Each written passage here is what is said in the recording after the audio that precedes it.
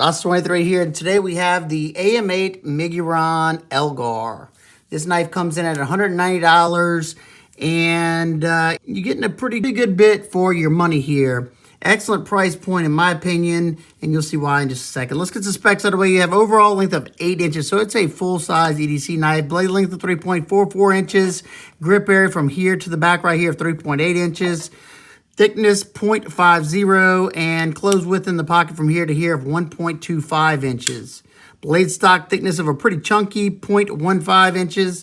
And the behind the edge thickness on the straight portion right here is around 24 thousandths. And in this belly right here, it's around 18 thousandths. Let's take a closer look at this. So with this one, you have a straight back design, just meaning that the spine goes straight across. There's no drop in it. There's no swoop in it. And I haven't tested many knives like this before. Your blade steel on this one is S90V. And that's one of the reasons why I say good bang for your buck. S90V steel, black PVD coating on this, titanium thumb studs. You have this long blade hole to balance the knife out. The balance point is right here in that choil. Nicely done. Do you have a sharpening choil that clears the plunge? And they did a good job with it. You should have a decent bit of sharpening life because that plunge goes all the way to the back right here. So nicely done. You do have a pretty beefy tip right there for piercing or going into whatever you're trying to cut into. This blade shape is good for slicing tasks. And the S90V has really good wear resistance, high corrosion resistance, excellent edge retention.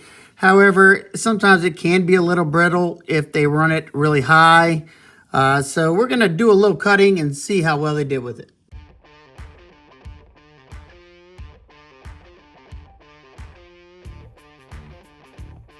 My knife came with a really sharp edge out of box, and even though you have that very deep belly, you still have enough straight edge to do these in-hand cuts rather easily.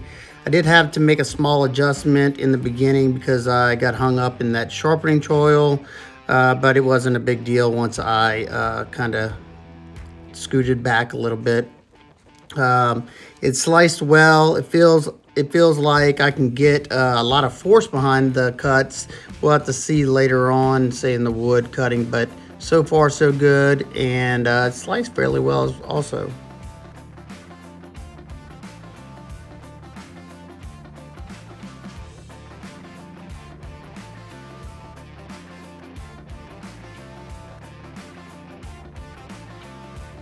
Now we're going to test the ergos on and see how well that edge wants to bite into this piece of birch.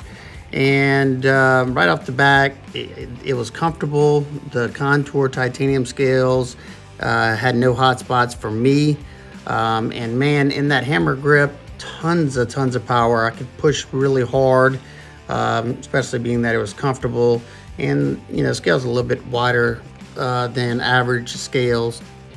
One thing I don't really understand are the finger grooves on the bottom side of the handle. However, they didn't cause me any hot spots or anything, so it's really not that big of a deal.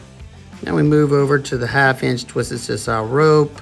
The edge felt good, and it had quite a bit of bite to it. That belly made it very easy to cut on the flat cutting surface. I was using very minimal pressure to get through the rope, and it was comfortable in the pinch grip while doing so. I decided to cut more rope than I normally cut, being that this is S90V and it felt so good as it is. And you can see that grip I'm doing with like the pointer finger grip, you don't get a lot of pressure doing that. It's more of like an accuracy thing. And I'm easily able to push it through the rope. I mean, I don't know if it's coming across in the video, but we end up making 75 cuts, and that's just where I ran out of rope. I definitely could have done more, and the edge still felt really good. So far so good. Hopefully it'll feel as good whenever I'm doing the rest of the testing. I also will be interested to see, being that I'm doing a lot of the cutting right there on that where that belly starts. I'm interested to see how the edge is right there. We'll test it after I finish all this, but If there's any wear, that's where it'll be. Definitely easy to do this type of cutting, but if you want to do cuts with that tip, it's going to be very hard because you're going to have to hold the knife pretty much vertical. But this kind of cutting, easy, in-hand cutting, pretty darn easy as well. Doing these drag cuts, once again, I'm using that belly. It's just the easiest part of the edge to use. That's, where my normal grip goes to. And like I said earlier, if you wanted to use, that tip, you're gonna have to hold the knife straight up in the air. It's not gonna be the most comfortable way to cut. But I'm able to basically push down almost like a Tanto edge up there in the front. And it does fairly well with just about everything I cut. Of course, it does create a little bit of resistance with the rubber just because it's some thicker material. But once I get it started, it'll blast through it. I call it a pass with pretty much everything I cut. I did feel the resistance in the corner cardboard because that is very dense, compressed cardboard. So, knives that aren't really thin behind the edge, you feel it. Now I can get through it if it's sharp, but you definitely feel it. It's not as easy to push through it, but it's manageable. But right here, you can see the knife still has a lot of bite to it. So I was definitely happy to see that the S90V was doing well and it performed up to my standards. All right, let's test the edge out. If we have any damage, it'll be up here in the front because that's where 90% of the cutting was done, besides the cardboard. Let's see. Yeah, it's got a hang up right there. One hang up midway. Let's see. Yeah, the tip area is still, dang, pretty impressive. Whoop. Let's see if I can. Yep. I'd say that's still nice and sharp. Hard to do it with that curve. Not bad. One little small hang up in this area. All right, let's close it up and take a look at the action. You have dual titanium thumb studs, like I said. They do have a little bit of texture there to grab a hold of the thumb, and you also have a little bit of that opening. You can reverse flick it with that opening, and as far as getting access to the thumb studs, they raised up enough to where I can easily access them, no problem. Now, I can access them left-handed as well, but you don't have pocket clip tip for left-handed carry, so, that's a bummer on that part. Nice and snappy, nice and smooth on the closure. It's riding on ceramic bearings and a ceramic detent ball. Take a look at the scale area. You have just a blank-sided pivot on this side. You have nice contour titanium scales with some milling grooves here and a nice milling chamfer going all the way around. Look at that nice contour. And that texture, it's like a diamond style texture, is excellent. It offers grip while not being too aggressive. It offers some visual appeal.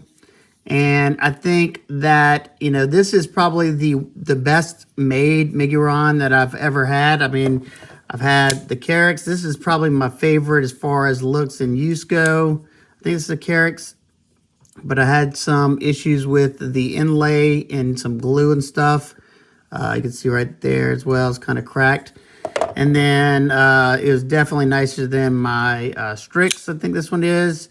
The edge was over polished, buffed, and the front flipper jimping is way too slippery. There's no grip to it, and the detent was a little strong on mine, so I can't always reliably use that low window thing to reverse flick it.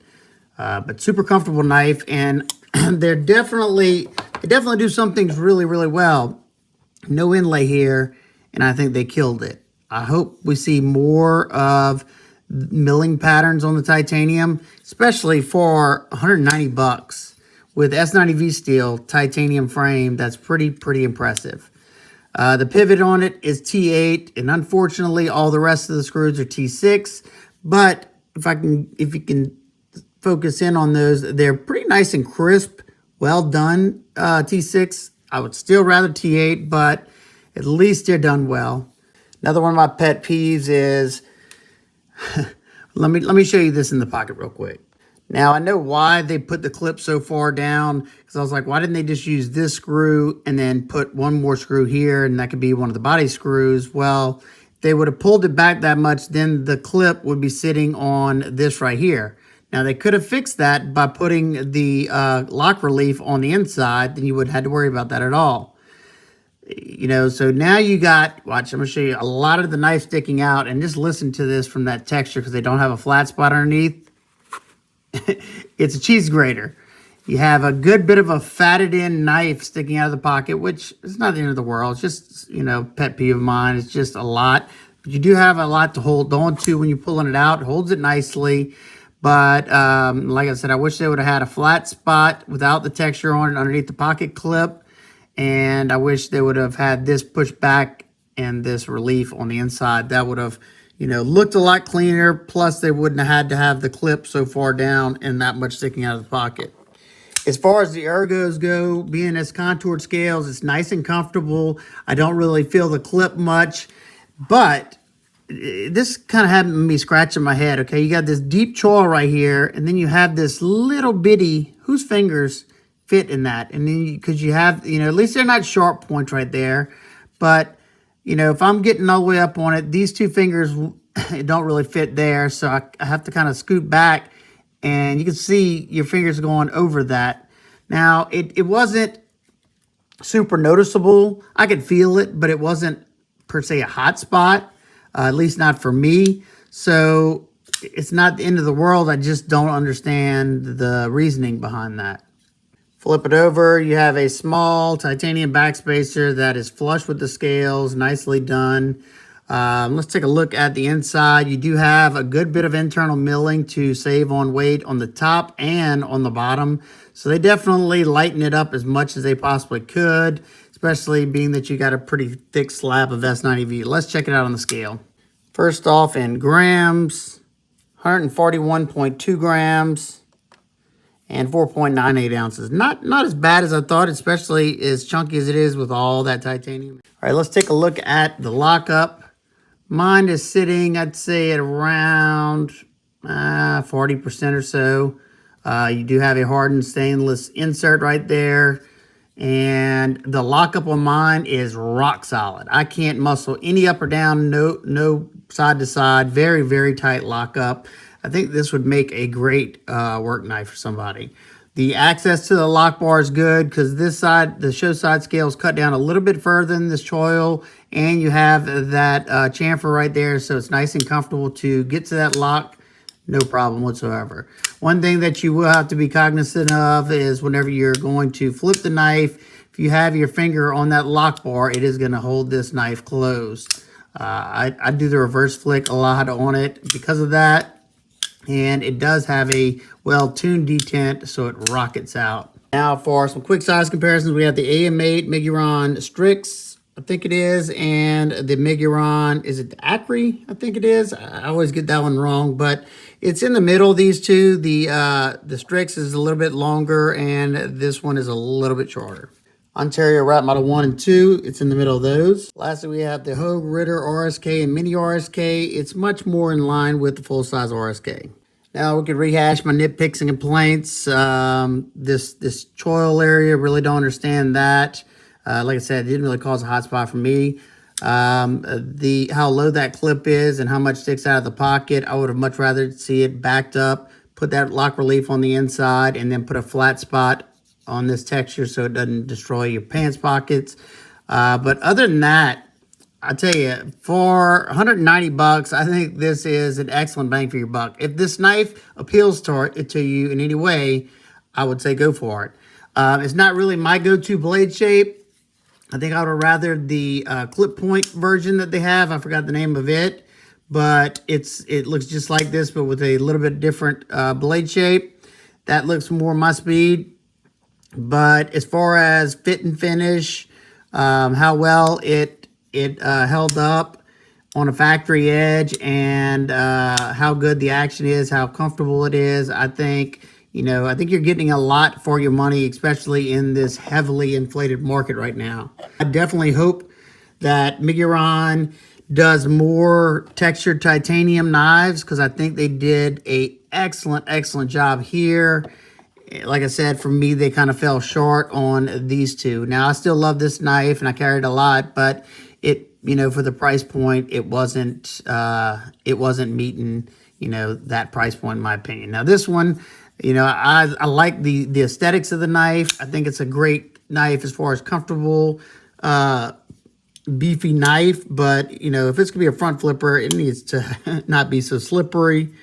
But overall, it's a good looking knife. So they're definitely improving. I love seeing that. Definitely hope to see more milling patterns on their titanium frame locks. And there you go. If you have any questions, comments, concerns, please leave them down below. I hope everybody's having an absolute amazing day. I will see y'all on the next one. Peace. Thanks for coming to my live last night. Peace.